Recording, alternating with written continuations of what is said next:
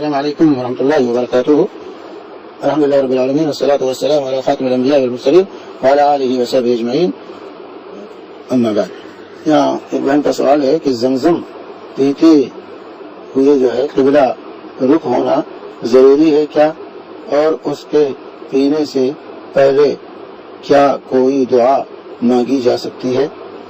اولاً تو جو پہلا سوال ہے کہ زمزم پیتے ہوئے قبلہ رخ ہونا، تو یہ کوئی شرط اور سنت نہیں ہے. کسی بھی رخ ہو کر کے جو ہے زمزم کا پانی پیا جا سکتا ہے. قبلہ رخ ہونے کا اہتمام کرنا یہ بدعت ہے. زمزم پینے کے لیے قبلہ رخ ہونے کا اہتمام کرنا یہ بدعت ہے، اس کا کوئی ثبوت نہیں ہے. جہاں تک معاملہ ہے کہ زمزم پیتے ہوئے دعا کرنا، تو یہ واضح رہے اللہ کے رسول صلی اللہ علیہ وآلہ وسلم کی حدیث ہے، ماء زمزم لما شرب لہ، ماء زمزم لما شرب لہ. زمزم کا پانی جس مقصد سے، جس نیت سے پیا جاتا ہے، اللہ تعالیٰ وہ مقصد پورا کرتا ہے.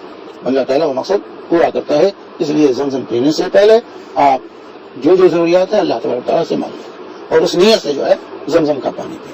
اولاد چاہیے تو اولاد کی نیت سے، شادی نہیں ہوئی شادی کی نیت سے، یا اسی طرح جنت کے حصول کی نیت سے، علم کے حصول کی نیت سے، اسی طرح جو آپ کی ضروریات، کاروبار میں ترقی کی نیت سے، دنیا اور آخرت کی کامیابی کی نیت سے، خاتمہ بالخیر کی نیت سے، حسن خاتمہ کی نیت سے، اس طریقے سے جو ہے دنیا اور آخرت کی جو چیزیں بھی آپ کو مطلوب ہیں اس نیت سے اور اس کی دعا کرتے ہوئے زمزم کا پانی انسان کو پینا چاہیے.